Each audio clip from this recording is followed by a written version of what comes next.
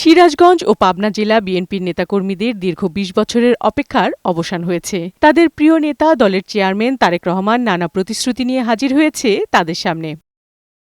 বিকেলে সিরাজগঞ্জ সদর উপজেলার পাইকপাড়া বিসিক শিল্প পার্কে আয়োজিত নির্বাচনী জনসভায় যোগ দেন তিনি। তারেক রহমান যখন সভাস্থলে এসে পৌঁছায় তখন স্লোগানে স্লোগানে মুখরিত হয়ে ওঠে পুরো এলাকা। স্ত্রী জোবাইদা রহমানকে সাথে নিয়ে নেতাকর্মীদের শুভেচ্ছা জানান তিনি।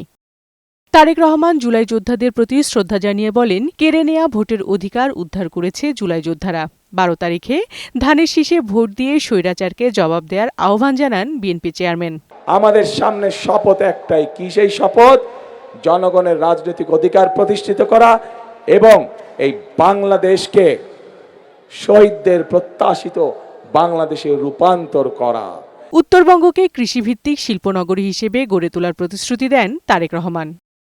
একটি মহল জনগণকে বিভ্রান্ত করছে জানিয়ে তারেক রহমান বলেন, এরা এত বছর স্বৈরাচারের সাথে মিশেছিল। আপনাদেরকে অনেকেই এসে বিভ্রান্ত করার চেষ্টা করবে।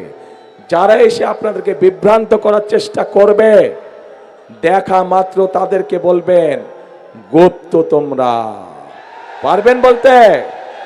যারা এসে বিভ্রান্তিমূলক কথা ছড়াবে তাদের একটাই নাম, তারা হচ্ছে গুপ্ত। সিরাজগঞ্জ জনসভায় যোগ দেওয়ার আগে বগুড়ার শেরপুরের ধুনট মোড়ে পথসভায় সংক্ষিপ্ত বক্তব্য রাখেন তারেক রহমান।